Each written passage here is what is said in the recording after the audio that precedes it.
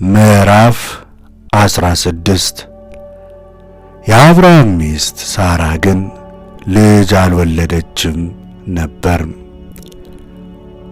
ስሟ አጋር የተባለ ግብፃዊት አገልጋይም ነበረቻት።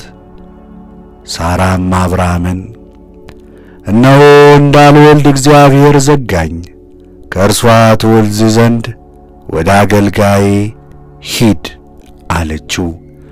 አብርሃምም የሚስቱን የሳራን ቃል ሰማ።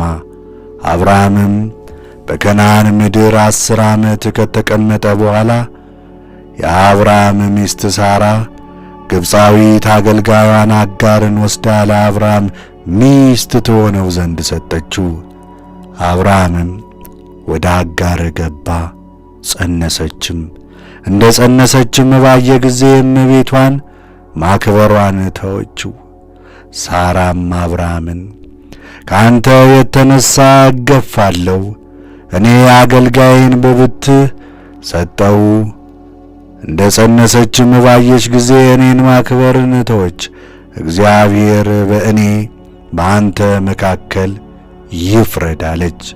አብርሃምም ሚስቱን ሳራን እነሆ አገልጋይሽ በእጅሽ ናት፣ እንደ ወደድሽ አድርጊባት አላት። ሳራም አጋርን አሰቃየቻት፣ ከእርሷም ኮበለለች። የእግዚአብሔር መልአክም በውሃ ምንጭ አጠገብ በሱር በረሃ መንገድ ላይ አገኛት። የእግዚአብሔርም መልአክ የሳራ አገልጋይ አጋር ሆይ ከወዴት መጣሽ? ወዴትስ ትሄጃለሽ? አላት። እርሷም እኔ ከእመቤቴ ከሳራ ፊት ኮበልላለሁ አለች። የእግዚአብሔር መልአክም ወደ እመቤትሽ ተመለሺ፣ ከእጇም በታች ራስሽን ዝቅ አድርጊ አላት። እግዚአብሔርም ከብዛቱ የተነሣ እስከማይቈጠር ድረስ ዘርሽን እጅግ አበዛለሁ አላት።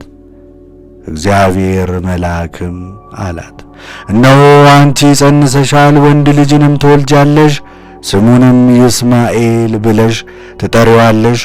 እግዚአብሔር ስቃይሽን ሰምቶአልና እርሱም የበረሃ ሰው ይሆናል፣ እጁ በሁሉ ላይ ይሆናል፣ የሁሉም እጅ ደግሞ በእርሱ ላይ ይሆናል።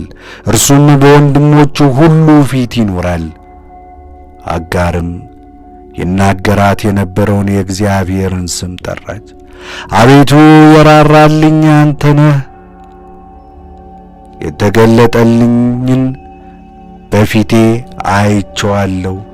ስለዚህ የዚያን ጉድጓድ ስም በፊቴ የተገለጠልኝ የእርሱ ጉድጓድ ብላ ጠራችው። እርሱም በቃዴስና በባሬድ መካከል ነው። አጋርም ተመለሰች። ከዚህም በኋላ አጋር ለአብርሃም ወንድ ልጅን ወለደችለት።